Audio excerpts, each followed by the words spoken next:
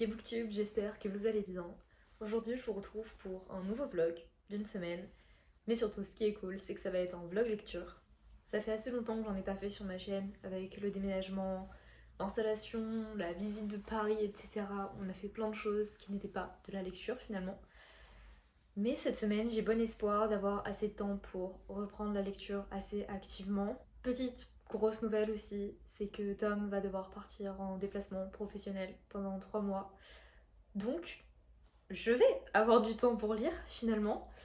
Vaut mieux le prendre comme ça, on va dire. Donc là, c'est la dernière semaine où il est à la maison, donc on n'a pas prévu grand chose, on va pas beaucoup bouger, on préfère être tranquille entre nous finalement, à faire des choses à la maison, etc.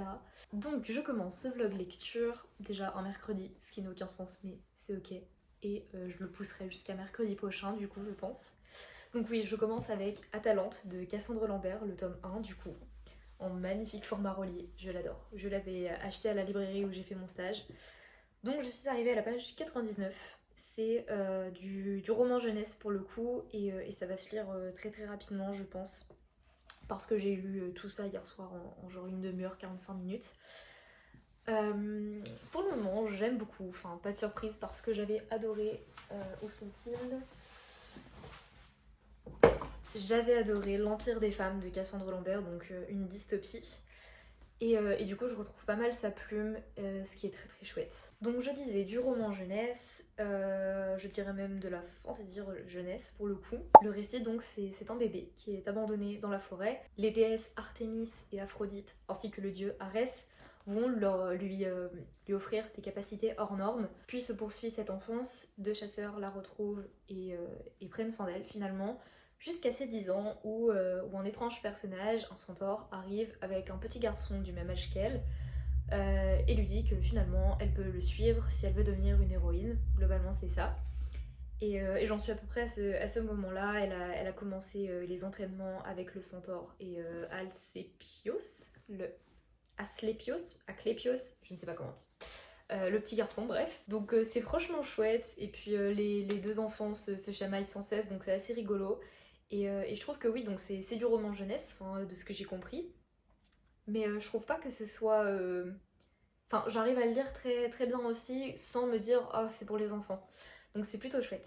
Pour la suite de ce challenge, j'aimerais donc lire le tome 2, puisque je l'ai en ma possession. Mais bon, c'est pas pour tout de suite, il faut déjà que je finisse celui-ci. Et finalement, si j'ai le temps, je lirai Into the Deep de Sophie Grisel. Voilà, le livre que j'avais pris à la brocante dans un de mes derniers vlogs. Puisqu'ensuite je... Oh, j'ai encore oublié des pétales de fleurs. Je les ai vus. Je ne retrouve pas la page. Bon, ce sera la surprise. Sachant que oui, donc mercredi prochain, puisque Tom part mardi prochain, je prends le train pour rentrer chez mes parents pour le mois d'août, enfin 2-3 semaines du mois d'août. Donc j'ai quelques livres là-bas, que je crois que j'ai 4 ou 5 livres que je n'ai pas lus là-bas. Donc ce sera mes lectures pour les 2-3 semaines. Et ensuite j'aurai fini ma palle finalement. Donc voilà, notre programme du jour c'est d'aller faire les courses parce qu'on n'a plus rien dans le frigo. Et sinon je pense que je vais pouvoir lire au maximum. Voilà, il le faut dans tous les cas, c'est le but de ce challenge, me relancer dans la lecture finalement. Je vous dis au prochain update.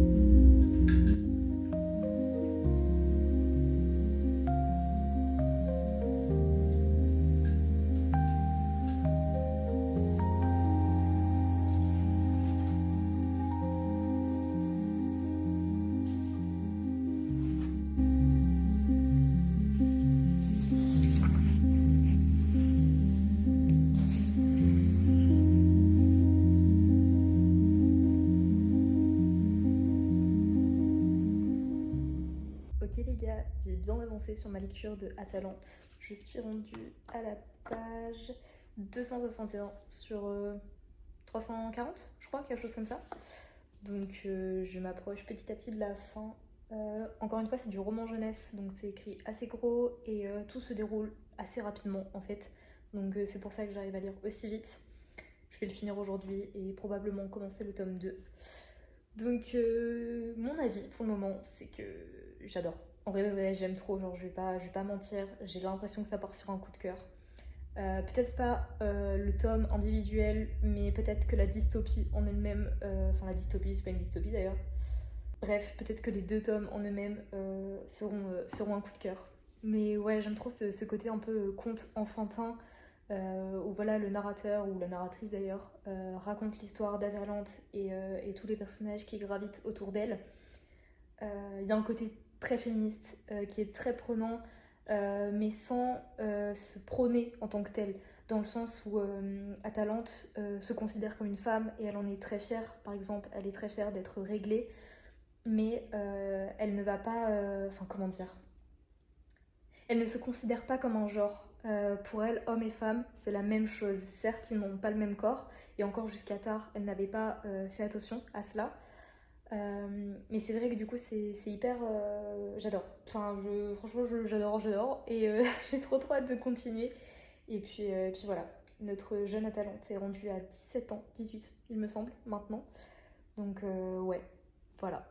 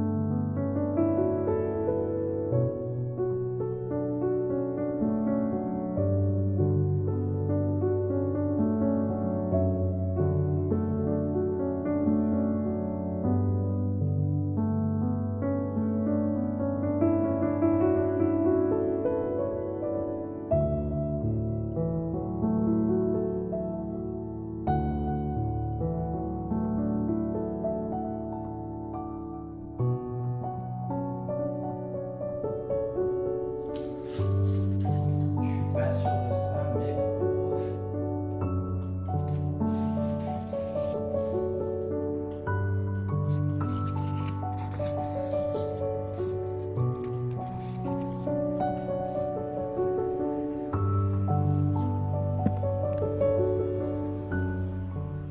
Je vous retrouve pour un petit update lecture. On est le lendemain. Hier après-midi, j'ai donc fini le tome 1 de Atalante, La naissance d'une guerrière. Ce que je voudrais ajouter, c'est que Bichette, Asclepios, bref, je ne sais pas comment on prononce son nom, toujours pas. Il est amoureux de Atalante et c'est adorable, mais c'est une femme indépendante avec un mental d'Amazone. J'ai à la fois qu'ils puissent envie de tomber amoureux tous les deux, parce que c'est un jeune homme qui est très gentil, respectueux et doué dans la médecine. Mais en même temps, ce côté jeune femme, indépendante, débrouillarde et impressionnante me plaît trop pour qu'elle finisse casée, vous voyez. Surtout qu'il y a une prophétie qui plane sur eux.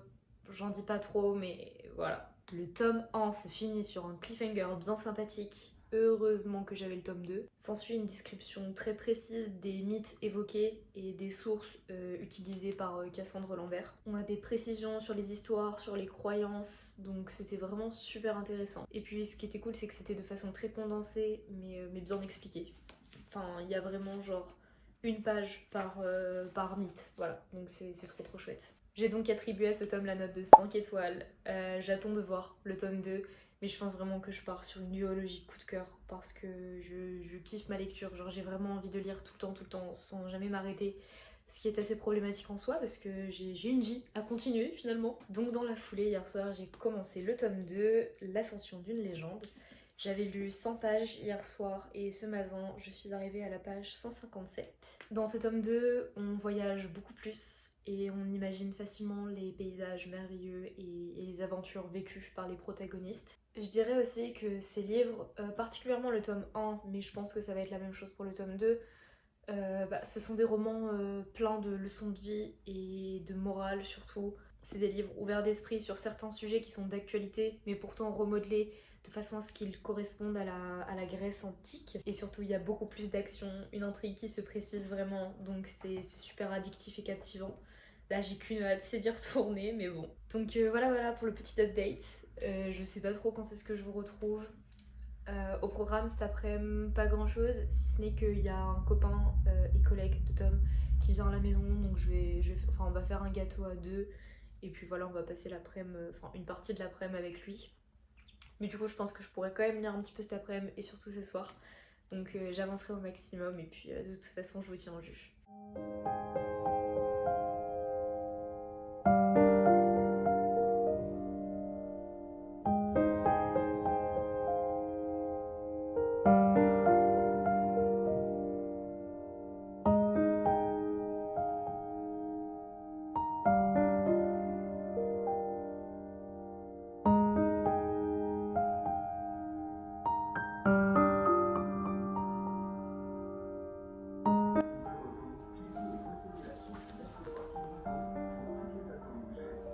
Il y a de la tension dans l'air. Mais il y a de la tension dans l'air quand même. Pourquoi? Dans le livre? Ah, c'est de quoi? Bah. C'est un axe quoi. Ouais, c'est un axe quoi. Entre les personnages. Parce que je t'explique, c'est un homme, une femme. Il l'aime. Oui, c'est vrai, tu m'as dit. Donc c'est chaud, tu vois. Et ouais. Aïe, aïe, aïe, aïe.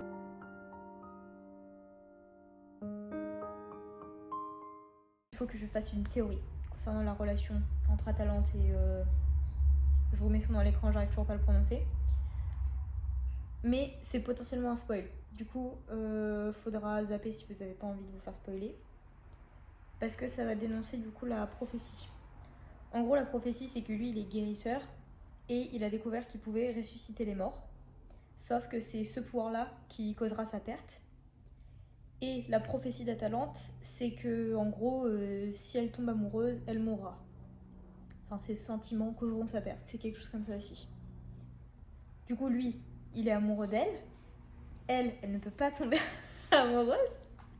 Moi, je pense que ils vont tomber amoureux. Elle va mourir. Il va vouloir la ressusciter. Elle va ressusciter, mais lui, il va mourir. Je pense, c'est une sad end. Mais en vrai, ça se trouve, je suis complètement à côté de la plaque. Et en vrai, ça peut être une happy end parce que, je sais pas, ils découvrent un truc ou ils vont prier les dieux ou j'en sais rien. Mais pour le moment, j'ai l'impression que c'est ça. On verra.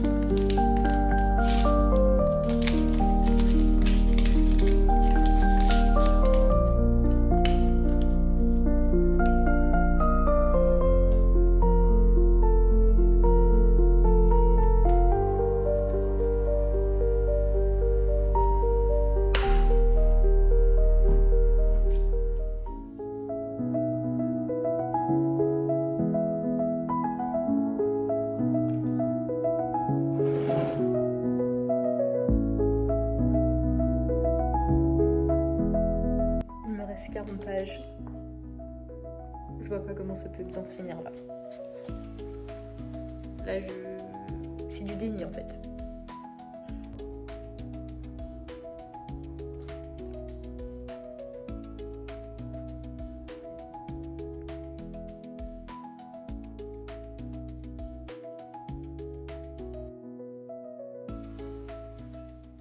J'ai fini le tome 2 de Atalante. Je l'ai vraiment fini il y a 10 minutes, donc mon avis est à chaud. Je sais pas si c'est une bonne idée ou pas. Cette duologie aura été une duologie coup de cœur. J'ai tout adoré, je me suis trop attachée au personnage et là, c'est passé trop vite. Genre de me dire que je dois quitter cet univers, ça me fait trop mal au cœur. Je peux pas trop en dire de la fin, mais j'ai quand même envie de dire que c'était à la fois une sad et une happy end.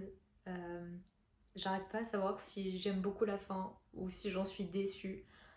En tout cas, c'est cette fin-là qu'a choisi d'écrire Cassandre Lambert. Je ne peux que vous recommander cette duologie et je crois que je vais pouvoir commencer à recommander cette autrice parce que c'est vraiment comme l'Empire des femmes, j'ai trop aimé. J'aime trop cette plume, j'aime ce qu'elle évoque dans les livres et ce qu'elle a, enfin en tout cas ça me donne cette impression, mais ce qu'elle a envie de partager aussi. Donc ouais, franchement, gros kiff. Donc, troisième lecture de cette semaine, on est samedi à ce jour et j'avais commencé mercredi.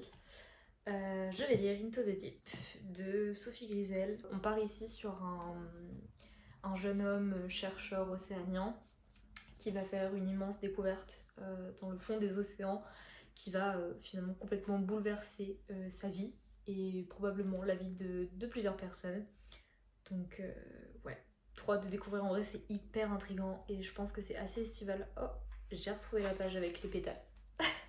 Donc ouais, là tout de suite avec Tom on va aller se balader un petit peu, sortir dans le centre et ensuite je lirai ce soir. Mais là je pense que de prendre l'air ça va me faire du bien et puis essayer de faire le deuil de cette histoire là. Donc ouais, à la prochaine.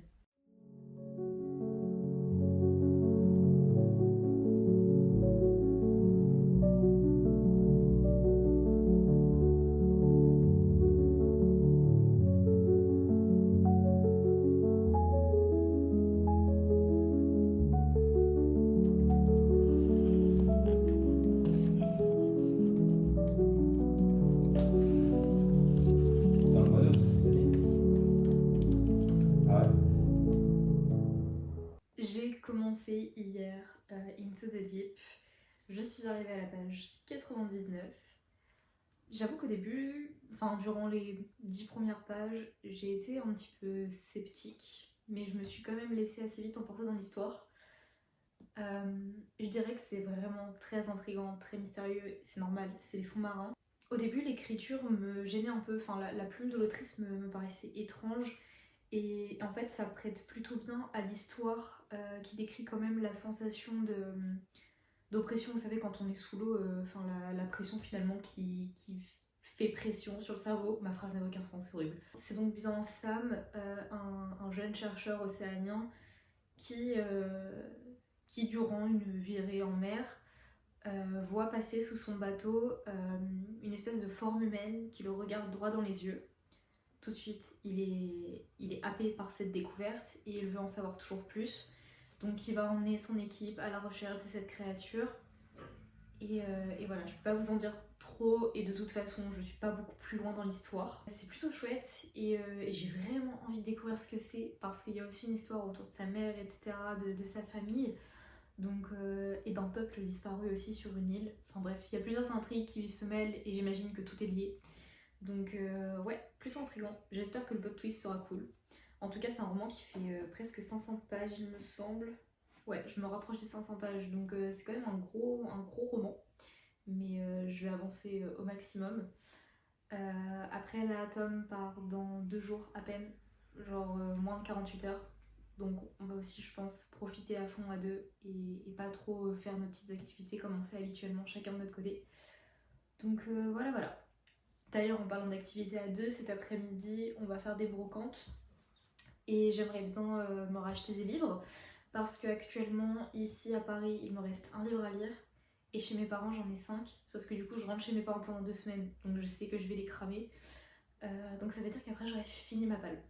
C'est abusé, genre vraiment je m'en remets pas. Ça ne m'était pas arrivé depuis je pense des années, vraiment. Donc voilà. On va essayer de trouver des petits livres et puis en tout cas se balader, peut-être se poser dans un café, je sais pas, on va voir ce qu'on fait. Donc voilà.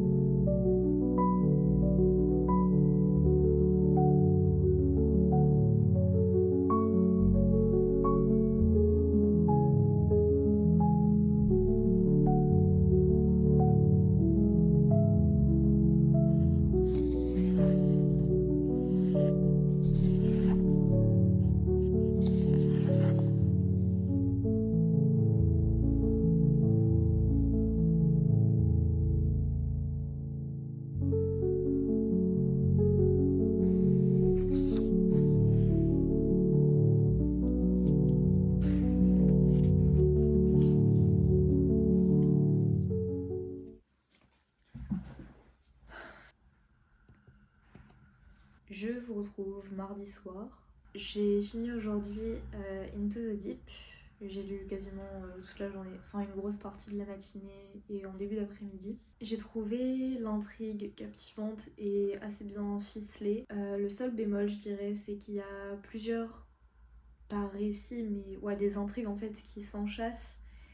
Et le plot twist de fin qui les relie m'a semblé un petit peu tiré par les cheveux et je sais pas, j'ai pas trouvé ça hyper... Enfin, ça m'a rien évoqué de spécial et du coup j'étais un petit peu déçue. Par contre les détails étaient assez réalistes, surtout les descriptions physiques et physiologiques et du coup ça a rendu le tout cinématographique.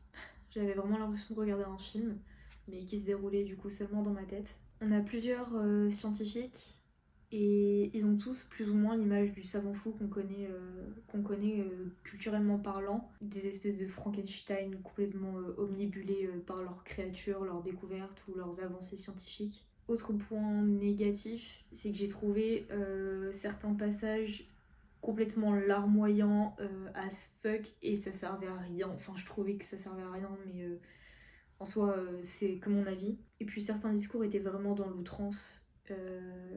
Mais voilà, je me répète, mais c'est subjectif en soi. Et je trouve qu'on avait aussi quand même très bien cette distinction, enfin non justement cette tension entre la morale et puis le désir de pousser toujours plus loin l'avancée scientifique finalement. Effectivement, ce sont des chercheurs qui ont très envie d'entrer dans l'histoire. Quel chercheur n'en a pas envie? Et du coup, leur côté moral et éthique était très douteux. Cette lecture aura donc été en 3,5 étoiles. Euh, Ça s'est lu très facilement en soi, mais voilà, peut-être des longueurs. Et c'est ça qui m'a fait décrocher à certains moments. J'ai fini ma balle. Mis à part les 5 livres que j'ai chez mes parents, que je vais donc lire au début du mois d'août, je n'ai plus de livres à la maison. J'ai toute cette fin d'après-midi et demain à trouver une lecture en fait. Parce que du coup, je vous avais bien dit que j'ai Jane Eyre en gros format relié, extrêmement beau, extrêmement magnifique. Mais là, j'ai pas du tout la déterre de le lire en fait. Genre, je peux pas. Et je vais pas le commencer aujourd'hui et ne pas pouvoir l'emmener chez mes parents. Enfin, ça prend trop de place littéralement dans la valise. Donc voilà. Une option serait que je prenne un livre sur ma liseuse. Donc je pense que c'est ce que je vais faire. Je vais essayer d'en trouver un pas trop cher. Et puis voilà. Et comme ça me fera ma lecture de ce soir, demain et dans le train. Et demain soir ou après-demain, je pourrais commencer un roman chez mes parents. Donc voilà. Je ne sais pas encore du tout qu'est-ce que je vais prendre. Je pense que j'ai vraiment besoin d'un truc chill, sans prise de tête. Pas avec une grosse intrigue, genre il me faut pas de la fantaisie. J'ai bien envie de lire de la romance, mais ça va me faire chialer. Donc je sais pas. Là je sais pas du tout ce que je vais lire. J'ai pas envie de me prendre la tête non plus avec un classique.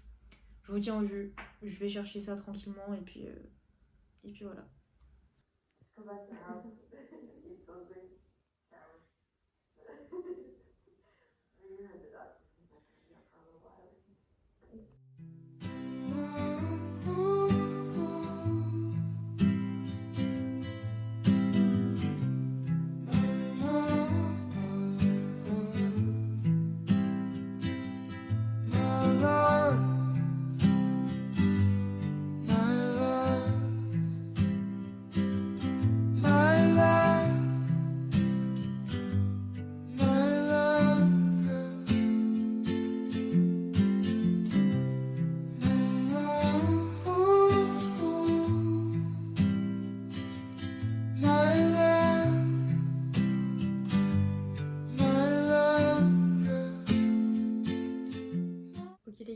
retrouve le lendemain. J'ai donc commencé hier soir la vision turquoise sur ma lisseuse.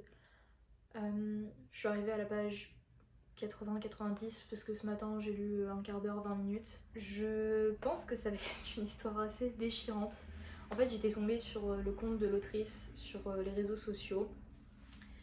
Et voilà, elle faisait un peu le speech de son roman. Et globalement, c'est l'histoire de sa sœur qui a été atteinte d'un cancer rare des ovaires.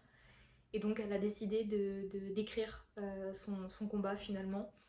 Il y a aussi des bouts que sa petite sœur décédée a écrit elle-même. Et du coup, je pense qu'il va être très poignant. L'écriture est hyper simple, dans le sens où on se reconnaît vraiment dans la formulation des phrases. On pourrait vraiment croire que ce sont des dialogues et que ce sont nos pensées qui défilent. Il n'y a pas cette recherche hyper travaillée d'un vocabulaire précis, complexe, avec des mots qu'on n'emploie jamais dans la vraie vie. Et du coup, ça nous rapproche vraiment des personnages, je dirais. Et je pense que c'est sûrement une volonté de l'autrice aussi. J'en suis pas très loin dans l'histoire. On a les premiers symptômes de la maladie, ainsi que les premières interventions médicinales, si je peux dire ça comme ça. Donc les détails sont assez horripilants et c'est affreux de se dire que des personnes vivent ça tous les jours.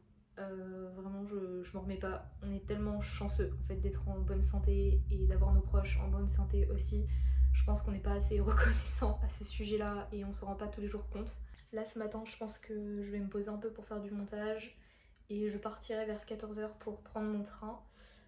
Donc je lirai grandement dans le train, je pense, pendant 1h20 et puis je vais sûrement lire aussi après avoir fait du montage. Mais voilà, globalement, je sais pas quand est-ce que je vais vous refaire d'update, puisqu'étant donné qu'aujourd'hui, on est mercredi, et donc ça fait tout pile une semaine que je filme, je devrais arrêter la vidéo maintenant. Mais je pense que je vais attendre d'au moins avoir fini ce roman pour vous donner mon avis global à la fin. Donc voilà, ce sera peut-être aujourd'hui, ce sera peut-être demain, après-demain, enfin je sais pas. Donc voilà. Heartbeat in the night, cold air pricks my skin, lost in fading light, darkness pulls me in, mind's a haunted maze, tracing lines of pain, eyes that pierce the haze, crying out in vain. In the shadows echoes call,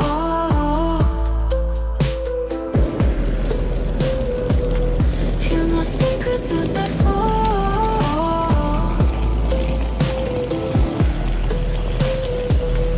lonely whispers in the wind.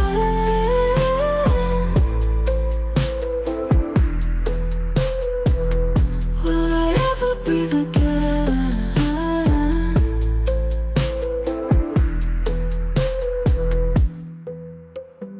Fingers glide on glass, memories turn to smoke, fragile like the past. Ça va? Oui, salut toi. Oui, salut. Salut. Oui, elle a doucement. Mulan, coucher. Oui. Bien. Salut. Il est où le bâton? Il va chercher le bâton. Oui. Il est où le bâton? Il est où le bâton? Hear my secrets as they fall, hear my secrets as they fall, lonely whispers in the wind, lonely whispers in the wind. C'est compliqué, hein? Hein, c'est dur. Et là, tu tires. Ouais! T'as réussi! T'as réussi, Arès! T'as réussi! Et maintenant, il faut renverser. Renverse! Mais non, ça se mange pas. Ça se mange pas. Regarde, il va y arriver. Allez, renverse. Ouais.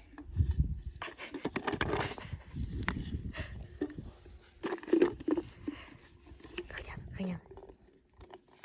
Tu vois? Faut faire tomber.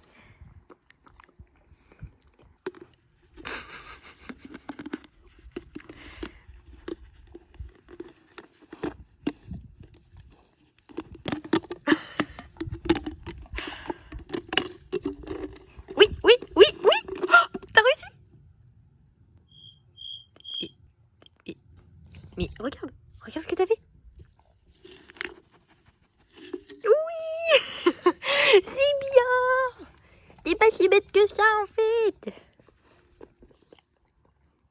Bah bonne app hein. Je suis de retour dans un cadre que vous connaissez peut-être. Je suis chez mes parents pour 2 semaines du mois d'août, puisque Tom est parti. Je me suis dit que j'allais revenir passer du temps avec mes proches. J'ai fini La vie en turquoise. Et j'ai même pas encore écrit dans mon carnet de lecture, donc mon avis va être un petit peu flou, je pense, et pas nécessairement structuré. C'est une lecture dans laquelle je me suis énormément attachée au personnage. C'est vrai qu'il faisait presque 600 pages, et il y a tellement de descriptions de la souffrance vécue par Louise qu'on se sent happé par ça. J'ai ressenti énormément de compassion, de tristesse, de douleur, de désarroi face aux nombreuses situations à laquelle elle a dû essayer de survivre. J'avais cette impression hyper forte d'être un membre de la famille. C'était tellement... en fait, tout semblait irréaliste, et pourtant on sait que la protagoniste l'a réellement vécu. Et c'en est que plus atroce en fait. Ce que j'ai beaucoup aimé aussi, c'est le fait qu'on ait le point de vue de la victime, certes, mais aussi et surtout des aidants, d'une aidante en particulier. Le regard face à autrui, les réactions des proches, des moins proches, vers qui se tourner quand on vit une situation si douloureuse. Je sais pas comment je réagirais si un de mes proches avait un cancer, ou si une amie me disait que sa petite sœur avait un cancer. En tout cas, il y a des réactions plus ou moins humaines, et parfois on se sent vraiment mal face à l'injustice de certaines réactions. Mais je vous le conseille, si vous avez envie de quelque chose de très dur à lire, mais qui, par sa simplicité dans les mots, dans l'écriture, vous touchera énormément finalement. Je n'arrive pas encore à savoir si je vais mettre une note ou non à ce livre, parce que est-ce qu'un livre qui traite d'un tel sujet peut être noté? J'en suis pas sûre. Qui suis-je pour juger une histoire qui n'est pas fictive finalement? Je vais mettre fin à ce vlog maintenant. J'espère que ce vlog lecture vous aura plu. Pour le coup, mais je n'ai pas fait le bilan du nombre de pages que j'ai lues. Oh, j'en sais rien. Je l'afficherai à l'écran, je pense. Mais voilà pour cette semaine de lecture, ça m'a fait du bien de me concentrer sur ces objectifs-ci. Je ne suis pas sûre de retourner une vidéo pendant mes 2 semaines de vacances chez mes parents. En tout cas, j'ai fait quelques emplettes pour les livres, j'en ai acheté en brocante. Ma maman m'en a offert, j'ai trouvé un livre en boîte à livres justement. Et avec Tom, on a passé une commande sur la bourse aux livres, parce que voilà, c'est beaucoup moins cher et ça va me permettre de pouvoir lire finalement. Donc voilà. J'espère reprendre assez vite quand même les vlogs lecture pour la fin du mois d'août, j'imagine. Ça se trouve, je dis ça, mais en vrai, je vais continuer à filmer, j'en sais rien. En tout cas, je pense que là, je vais juste essayer de profiter au maximum de la campagne et de ma famille aussi. Donc ouais, je vous dis à une prochaine pour un vlog lecture.